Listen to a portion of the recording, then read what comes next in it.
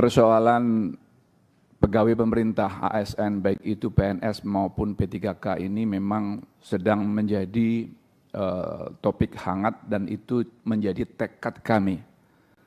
Di periode ini kami semaksimal mungkin untuk bagaimana mendesak pemerintah agar Bapak Ibu bisa dituntaskan kejelasannya, bisa dipastikan dan dinaikkan derajat kesejahteraannya, dan juga bisa dipastikan statusnya.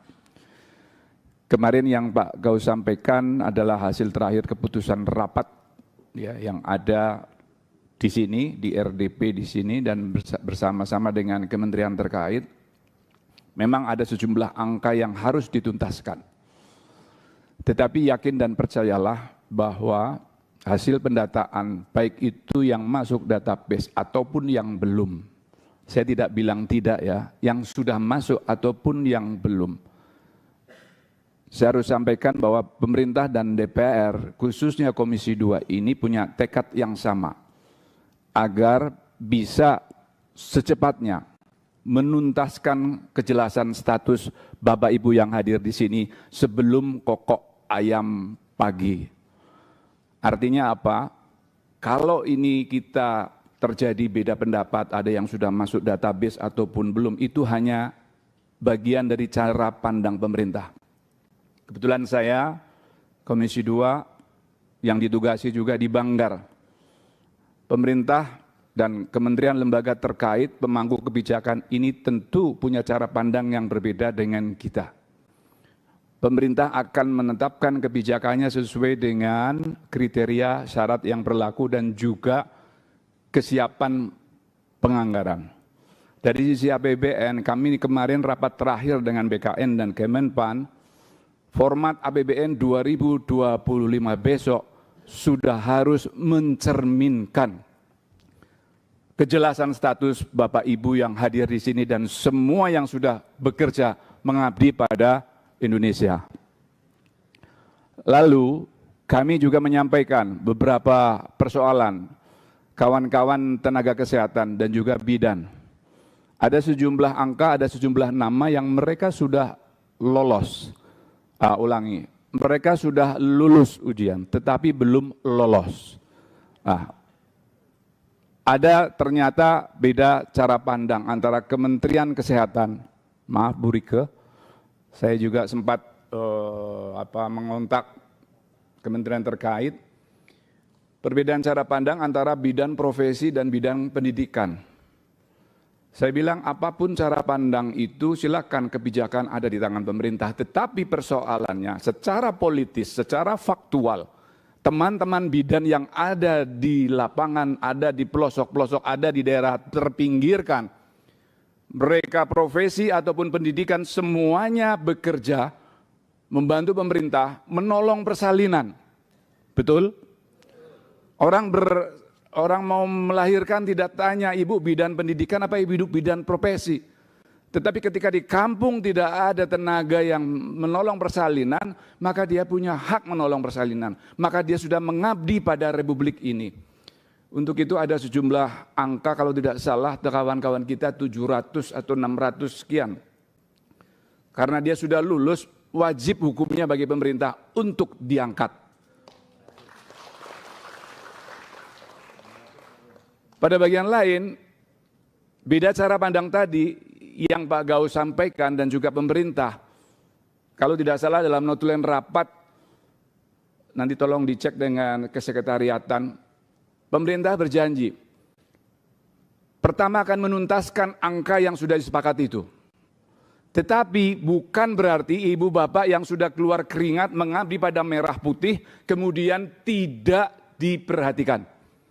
Ini hanya masalah waktu, kemudian fiskal yang ada di APBN.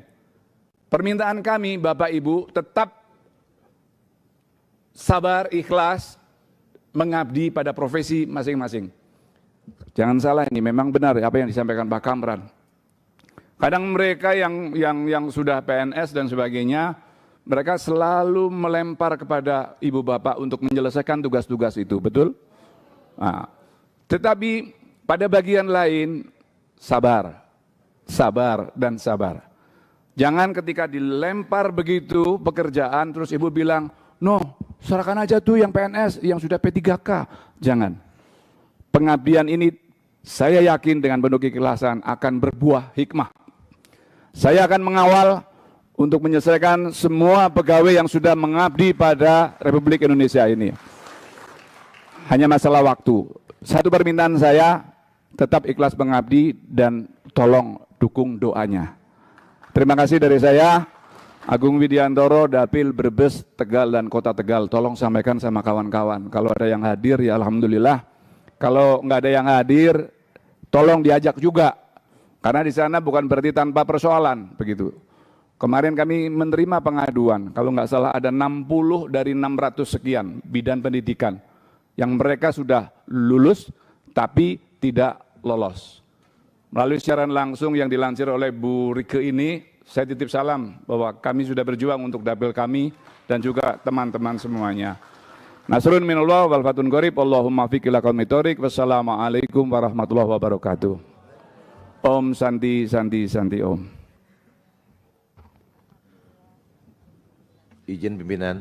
Makasih Pak Agung. Izin pimpinan. Mau keluar Pak. Sedikit saran pimpinan. Silakan Pak Bagus.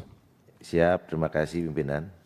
Sedikit saran saya menyampaikan karena ini waktu sudah tak terasa sudah lewat 30 menit. Izin saran saya, kita mendengar masukan dan permasalahan dari masing-masing undangan yang kita kirim, yang kemudian setelah itu seperti biasanya baru kita melakukan pendalaman. Sekian saran pimpinan, terima kasih. Makasih Pak Bagus.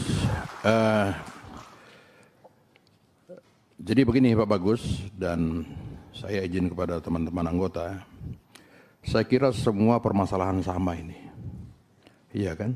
Belum terdata di database, ya, tidak bisa masuk ke database, dari kementeriannya juga dalam tanda petik mempersulit, kan begitu nih Pak. Iya kan, regulasinya banyak, nomenklatur juga macam-macam, kita udah nangkap ini Pak sebenarnya. Nah yang perlu kita sebenarnya ini dari